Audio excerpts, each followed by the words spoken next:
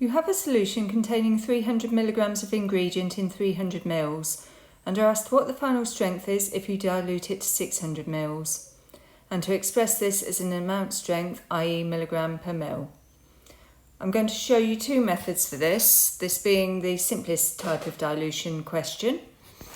So the first is to use the equation C1 times V1 equals C2 times V2, where C1 is the starting concentration, V1 the starting volume, C2 the final concentration, and V2 the final volume.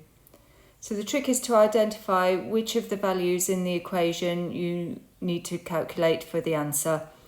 So what we're being asked for is the final strength, i.e. C2. So we rearrange the equation and we get C2 is equal to C1 times V1 divided by V2.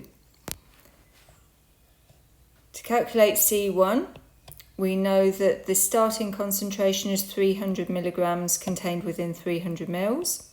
So C1 equals 300 divided by 300 equals 1 milligram per ml.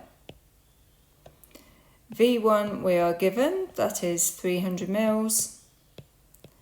And V2 we are given, that is 600 ml. So if we plug these into our equation, we get C2 is equal to C1, 1 milligram per ml, times 300 divided by 600 equals 0.5 milligrams per ml. Is our final concentration. Second method I'm going to show you only works for this type of question, where the question is simply asking you to calculate the final volume when more diluent is added to the product. So if we analyse what we've got, we have 300 milligrams of active ingredient in our first product, in our starting product, but we also still only have 300 milligrams in our final product because we're only adding diluent, no more active ingredient. So therefore the strength of our final product is 300 milligrams contained within 600 ml,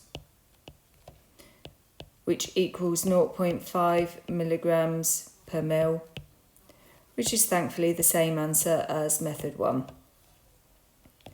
Now you can also, if you wish, with any of the questions I'm giving you this week, practice your unit conversions that you learnt last week and different expressions of concentration.